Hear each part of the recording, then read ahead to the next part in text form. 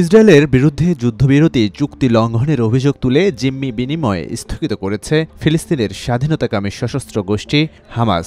10 ফেব্রুয়ারি ইসরায়েলের বিরুদ্ধে যুদ্ধবিরতি চুক্তি লঙ্ঘনের অভিযোগ এনে পরবর্তী নির্দেশ না দেয়া পর্যন্ত জিম্মিদের মুক্তি স্থগিত রাখার ঘোষণা দেয় হামাস। বার্তা সংস্থা রয়টার্সকে হামাসের সামরিক শাখার মুখপাত্র আবু উবাইদা বলেছেন, ফিলিস্তিনিদের উত্তর গাজায় ফিরতে বাধা দিয়ে গোলাবর্ষণ ও গুলি চালিয়ে এবং গাজায় ত্রাণ আসা বন্ধ করার মাধ্যমে যুদ্ধবিরতি চুক্তির লঙ্ঘন করা হয়েছে। এমন পরিস্থিতিতে হামাসের কাছে থাকা ইসরায়েলি জিম্মিদের পরিবারের সদস্যরা তাদের সরকারের প্রতি যুদ্ধবিরতি চুক্তি মেনে চলার আহ্বান জানিয়েছেন। হামাসের এই অপ্রত্যাশিত ঘোষণায় যুদ্ধবিরতির স্থায়িত্ব নিয়েই সংশয় দেখা দিয়েছে। গত 19 জানুয়ারি থেকে ইসরায়েল হামাস যুদ্ধবিরতি কার্যকর হয়। যুদ্ধবিরতি চলাকালীন সময়ে ইসরায়েলি হামলায় ফিলিস্তিনি নিহত হওয়ার ঘটনা ঘটেছে। হামাস জানিয়েছে, চুক্তি অনুযায়ী আগামী 15 ফেব্রুয়ারি যে বন্দী বিনিময়ের কথা ছিল তা স্থগিত করা হলো। ইসরায়েল যতদিন পর্যন্ত ঠিকভাবে যুদ্ধবিরতি চুক্তি মানবে না এবং সাম্প্রতিক ক্ষয়ক্ষতির ক্ষতিপূরণ দেবে না, ততদিন যুদ্ধবিরতির এই চুক্তি স্থগিত থাকবে। ইসরায়েলের প্রতিরক্ষা মন্ত্রী ইসরায়েল কাটোচ জানান, হামাসের এই ঘোষণা যুদ্ধবিরতি চুক্তির লঙ্ঘন। তিনি ইসরায়েলি সেনাবাহিনীকে সর্বোচ্চ প্রস্তুতি নেয়ার নির্দেশ দিয়েছেন এবং ইসরায়েলি নাগরিকদের নিরাপত্তা নিশ্চিত করার অঙ্গীকার ব্যক্ত করেছেন।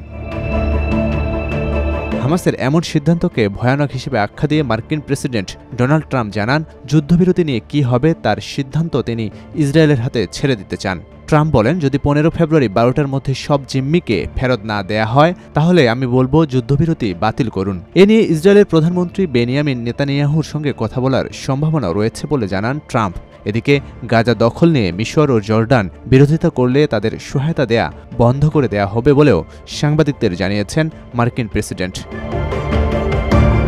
ইসরায়েল হামাস যুদ্ধবিরতি চুক্তির প্রথম 42 দিনে 33 জন জিম্মির মুক্তির কথা ছিল। এ পর্যন্ত 16 জন ইসরায়েলি ও 5 জন থাই নাগরিককে মুক্তি দিয়েছে হামাস। এর বিনিময়ে ইসরায়েল 566 ফিলিস্তিনি বন্দীকে মুক্তি দিয়েছে, যার মধ্যে মৃত্যুদণ্ডপ্রাপ্ত বন্দী থেকে শুরু করে যুদ্ধের সময় গ্রেপ্তার হওয়া ফিলিস্তিনি রয়েছেন, যাদের অনেককে অভিযোগ ছাড়াই আটকে রাখা হয়েছিল। হামাসের অভিযোগ, ইসরায়েল গাজায় পর্যাপ্ত পরিমাণ ত্রাণ সরবরাহ প্রবেশ করতে দিচ্ছে না, যা যুদ্ধবিরতি চুক্তির অন্যতম প্রধান শর্ত ছিল। তবে ইসরায়েল এই অভিযোগ অস্বীকার করেছে। অন্যদিকে ইসরায়েল হামাসের বিরুদ্ধে অভিযোগ এনেছে, তারা চুক্তির শর্ত অনুযায়ী নির্দিষ্ট ক্রমানুসারে জিম্মিদের মুক্তি দিচ্ছে না এবং রেড ক্রসের কাছে হস্তান্তরের আগে জনসম্মুখে অপমানজনক পরিস্থিতি তৈরি করছে।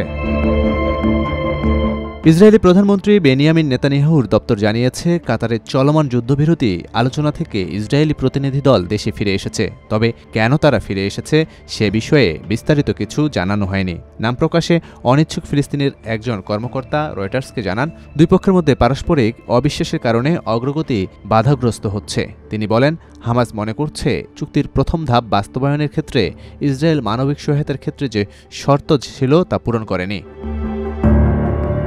2023 সালের অক্টোবরে ইসরায়েলে হামলার সময় হামাস মোট 251 জনকে জিম্মি করেছিল। সে সময় মারা গিয়েছিল প্রায় 1200 মানুষ। জবাবে ইসরায়েল ব্যাপক সামরিক অভিযান চালায় এবং এতে মোট 48,000 ফিলিস্তিনি মারা গেছেন বলে হামাস পরিচালিত স্বাস্থ্য মন্ত্রণালয় জানিয়েছে।